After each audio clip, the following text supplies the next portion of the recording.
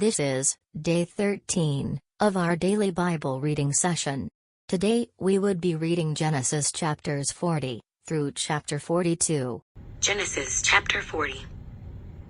It came to pass after these things that the butler and the baker of the king of Egypt offended their lord, the king of Egypt. And Pharaoh was angry with his two officers, the chief butler and the chief baker. So he put them in custody in the house of the captain of the guard, in the prison, the place where Joseph was confined. And the captain of the guard charged Joseph with them, and he served them, so they were in custody for a while.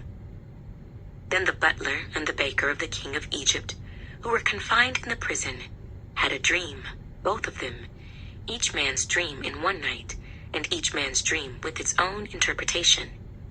And Joseph came into them in the morning, and looked at them, and saw that they were sad. So he asked Pharaoh's officers who were with him in the custody of his lord's house, saying, "Why do you look so sad today?" And they said to him, "We each have had a dream, and there is no interpreter of it." So Joseph said to them, "Do not interpretations belong to God? Tell them to me, please." Then the chief butler told his dream to Joseph, and said to him, "Behold, in my dream, a vine was before me, and in the vine were 3 branches. It was as though it budded, its blossoms shot forth, and its clusters brought forth ripe grapes. Then Pharaoh's cup was in my hand, and I took the grapes and pressed them into Pharaoh's cup, and placed the cup in Pharaoh's hand." And Joseph said to him, "This is the interpretation of it. The 3 branches are 3 days. Now within 3 days, Pharaoh will lift up your head and restore you to your place, and you will put Pharaoh's cup in his hand according to the former manner, when you were his butler. But remember me when it is well with you, and please show kindness to me. Make mention of me to Pharaoh, and get me out of this house. For indeed I was stolen away from the land of the Hebrews, and also I have done nothing here that they should put me into the dungeon." When the chief baker saw that the interpretation was good, he said to Joseph, "I also was in my dream, and there were 3 white baskets on my head. In the uppermost basket were all kinds of baked goods for Pharaoh, and the birds ate them out of the basket on my head." So Joseph answered and said, "This is the interpretation of it. The 3 baskets are 3 days. Within 3 days, Pharaoh will lift off your head from you and hang you on a tree, and the birds will eat your flesh from you." Now it came to pass, on the 3rd day, which was Pharaoh's birthday, that he made a feast for all his servants, and he lifted up the head of the chief butler and of the chief baker among his servants. Then he restored the chief butler to his butlership again, and he placed the cup in Pharaoh's hand. But he hanged the chief baker, as Joseph had interpreted to them. Yet the chief butler did not remember Joseph, but forgot him. Genesis chapter 41. Then it came to pass, at the end of 2 full years, that Pharaoh had a dream, and behold, he stood by the river. Suddenly there came up out of the river 7 cows, fine-looking and fat, and they fed in the meadow. Then behold, 7 other cows came up after them out of the river, ugly and gaunt, and stood by the other cows on the bank of the river.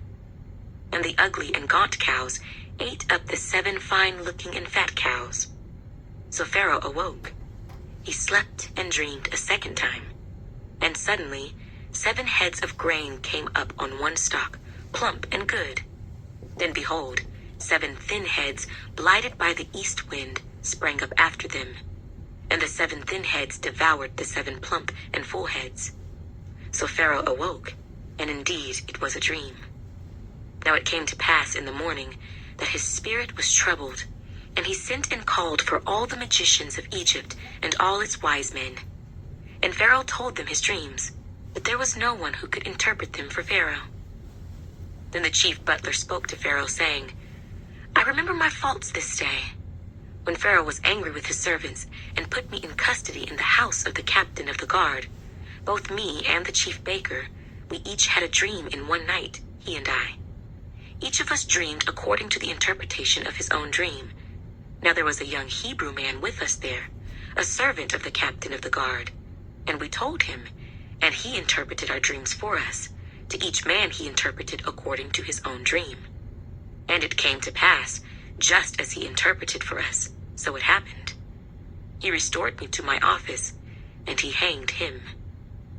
Then Pharaoh sent and called Joseph, and they brought him quickly out of the dungeon, and he shaved, changed his clothing, and came to Pharaoh. And Pharaoh said to Joseph, I have had a dream, and there is no one who can interpret it. But I have heard it said of you that you can understand a dream to interpret it. So Joseph answered Pharaoh, saying, It is not in me. God will give Pharaoh an answer of peace. Then Pharaoh said to Joseph, Behold, in my dream I stood on the bank of the river. Suddenly 7 cows came up out of the river, fine-looking and fat, and they fed in the meadow. Then behold, 7 other cows came up after them, poor and very ugly and gaunt, such ugliness as I have never seen in all the land of Egypt. And the gaunt and ugly cows ate up the first 7, the fat cows. When they had eaten them up, no one would have known that they had eaten them, for they were just as ugly as at the beginning. So I awoke. Also I saw in my dream, and suddenly 7 heads came up on one stalk, full and good. Then behold, 7 heads, withered, thin, and blighted by the east wind, sprang up after them. And the thin heads devoured the 7 good heads. So I told this to the magicians, but there was no one who could explain it to me. Then Joseph said to Pharaoh, The dreams of Pharaoh are one. God has shown Pharaoh what he is about to do. The 7 good cows are 7 years, and the 7 good heads are 7 years. The dreams are one. And the 7 thin and ugly cows, which came up after them, are 7 years, and the 7 empty heads, blighted by the east wind, are 7 years of famine. This is the thing which I have spoken to Pharaoh. God has shown Pharaoh what he is about to do. Indeed, 7 years of great plenty will come throughout all the land of Egypt. But after them 7 years of famine will arise, and all the plenty will be forgotten in the land of Egypt, and the famine will deplete the land. So the plenty will not be known in the land because of the famine following, for it will be very severe. And the dream was repeated to Pharaoh twice, because the thing is established by God, and God will shortly bring it to pass. Now therefore, let Pharaoh select a discerning and wise man, and set him over the land of Egypt. Let Pharaoh do this, and let him appoint officers over the land, to collect 1/5 of the produce of the land of Egypt in the 7 plentiful years. And let them gather all the food of those good years that are coming, and store up grain under the authority of Pharaoh, and let them keep food in the cities. Then that food shall be as a reserve for the land for the 7 years of famine, which shall be in the land of Egypt, that the land may not perish during the famine. So the advice was good in the eyes of Pharaoh, and in the eyes of all his servants. And Pharaoh said to his servants, Can we find such a one as this, a man in whom is the Spirit of God? Then Pharaoh said to Joseph, Inasmuch as God has shown you all this, there is no one as discerning and wise as you. You shall be over my house, and all my people shall be ruled according to your word. Only in regard to the throne will I be greater than you. And Pharaoh said to Joseph, See, I have set you over all the land of Egypt. Then Pharaoh took his signet ring off his hand, and put it on Joseph's hand. And he clothed him in garments of fine linen, and put a gold chain around his neck. And he had him ride in the 2nd chariot which he had, and they cried out before him, Bow the knee. So he set him over all the land of Egypt. Pharaoh also said to Joseph, I am Pharaoh, and without your consent no man may lift his hand or foot in all the land of Egypt. And Pharaoh called Joseph's name Zaphnath-Paaneah, and he gave him as a wife Asenath, the daughter of Potipherah, priest of On. So Joseph went out over all the land of Egypt. Joseph was 30 years old when he stood before Pharaoh, king of Egypt. And Joseph went out from the presence of Pharaoh, and went throughout all the land of Egypt. Now in the 7 plentiful years the ground brought forth abundantly. So he gathered up all the food of the 7 years which were in the land of Egypt, and laid up the food in the cities. He laid up in every city the food of the fields which surrounded them. Joseph gathered very much grain, as the sand of the sea, until he stopped counting, for it was immeasurable. And to Joseph were born 2 sons before the years of famine came, whom Asenath, the daughter of Potipherah, priest of On, bore to him. Joseph called the name of the firstborn Manasseh, for God has made me forget all my toil and all my father's house. And the name of the second he called Ephraim, for God has caused me to be fruitful in the land of my affliction. Then the 7 years of plenty which were in the land of Egypt ended, and the 7 years of famine began to come, as Joseph had said. The famine was in all lands, but in all the land of Egypt there was bread. So when all the land of Egypt was famished, the people cried to Pharaoh for bread. Then Pharaoh said to all the Egyptians, "Go to Joseph, whatever he says to you, do." The famine was over all the face of the earth, and Joseph opened all the storehouses and sold to the Egyptians. And the famine became severe in the land of Egypt, so all countries came to Joseph in Egypt to buy grain, because the famine was severe in all lands. Genesis chapter 42. When Jacob saw that there was grain in Egypt, Jacob said to his sons, "Why do you look at one another?" And he said, "Indeed, I have heard that there is grain in Egypt. Go down to that place and buy for us there, that we may live and not die."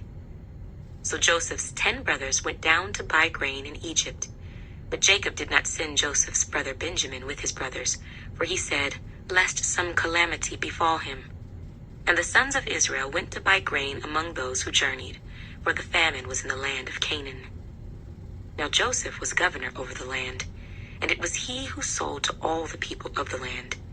And Joseph's brothers came and bowed down before him with their faces to the earth. Joseph saw his brothers and recognized them, but he acted as a stranger to them and spoke roughly to them. Then he said to them, "Where do you come from?" And they said, "From the land of Canaan to buy food." So Joseph recognized his brothers, but they did not recognize him. Then Joseph remembered the dreams which he had dreamed about them, and said to them, "You are spies. You have come to see the nakedness of the land." And they said to him, "No, my lord, but your servants have come to buy food. We are all one man's sons. We are honest men. Your servants are not spies." But he said to them, "No, but you have come to see the nakedness of the land."